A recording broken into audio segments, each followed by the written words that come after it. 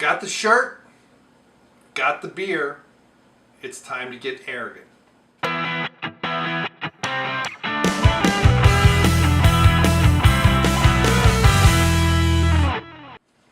Hey, it's Brain Muffin back with a beer review, and up today is a beer that I can't believe I have never had on this show, even though I've worn the shirt more than once, mainly because it's probably only available around here in a 22-ounce bomber, and I have to be serious about finishing this off. The beer that kind of started this whole shirt thing. So this was enjoyed by 803, so 420 is when it was put in, so that's interesting. So we have the Arrogant Bastard Ale, You're Not Worthy, and there's the pledge on here. This is an aggressive beer, you probably won't like it, it is quite doubtful. I mean, it goes on and on, basically how you're not worthy of this beer, you're not going to like it. So met Greg Cook several years ago now at a beer tasting here in Jungle Gyms, and this was a shirt they were selling. I bought one. I think this is a XX, if I remember correctly. It was a great time. I think 800 people showed up just for a beer review. It was a beer tasting. It was all Stone beers. It was very good. It was a great time. Oh my goodness. So this is a beer that is hard to describe. It is hard to categorize. It's got a deep caramel coloring, an aggressive hoppiness and bitterness, but a big malty back end. 7.2%, but it drinks bigger. Yeah, and it's this glass is slightly blue, but it's got a deep red color. Hints of malt and just general hoppiness on the nose. Nice big head that just stays with you the whole way. This is a nice beer to enjoy, especially when you're doing one of these by yourself over like an hour and a half. This is not a beer you chug. This is a beer you sip and you savor every drop. Foam has got maltiness at the start and bitterness at the back from the hops. It's a big hop bomb. Wow, it's bitter. I want to say it's, and I didn't look it up yet. So let's quickly get this in here.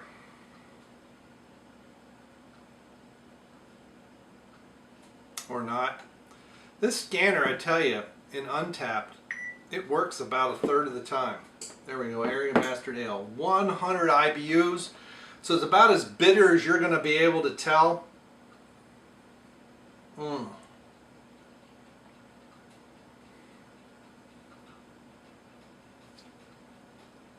But this is a beer lover's beer. If you like hops and you like malt and you like them all combined, 100 IBUs, but it's balanced. It finishes bitter. The hop bitterness kind of lingers in the air around your mouth.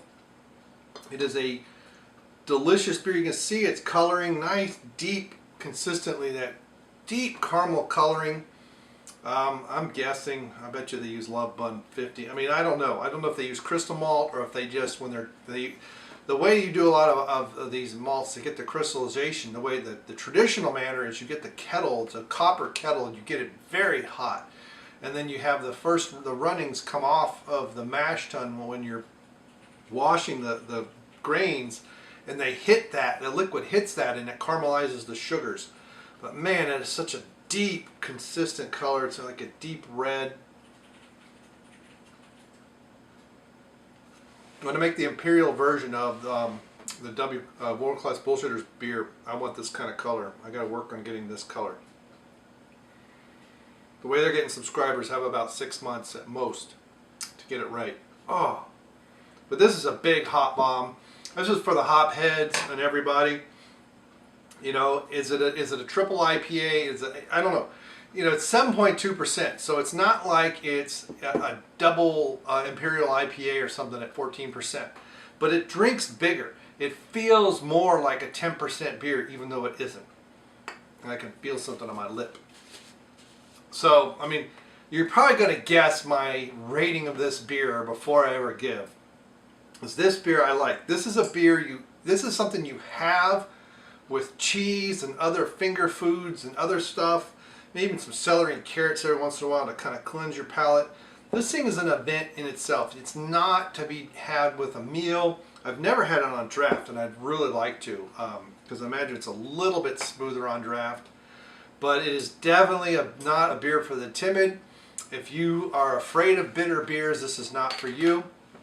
It's, you know, take your double IPA and make it more, give it more roastedness, more caramelization to get that deeper color, a bit more burnt almost. It's like it hints at being a deeper ale.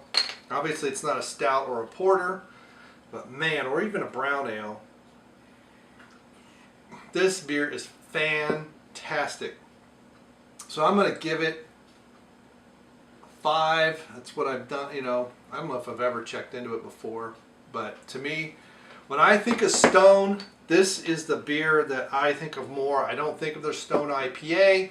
I mean, I do. They don't make it anymore. Their Imperial Russian Stout, I was a big fan of for many years. I still have some squirreled away. After about 3 years, it's liquid chocolate. It's awesome, and I'm upset they don't make it anymore. The Old Guardian was another great barley wine, but again, they're known for their hoppy beers, and they make all kinds of crazy IPAs and enjoy buys and all kinds of stuff. And I think they even make a double of this. But this is the beer. When I think of Stone, this is it. It has the attitude just right on the label. You've got the demon or gargoyle or whatever the frick this is. Obviously, this is the t-shirt that Jungle Gyms produced. This was Ed Vincent's idea. Greg went along with it. It was great. Sometimes the attitude gets a little long in the tooth, but this is their attitude. This is who they are in a beer. This is who Stone is. They don't care about the rules. They don't care. They're going to create, they're going to do, and they're going to grow and just keep peddling great beer. That's all they want to do is make great beer and have the world know about it. So 5.0 from me, and I am worthy despite what the label says. And thank you very much for stopping by. Have you tried Arrogant Bastard Ale? Do you like it, not like it? It's too hoppy, not hoppy enough? It is quite bitter, and let me know in the comments below. Thank you very much, and we'll see you next time. Goodbye. What nearly perfect timing there.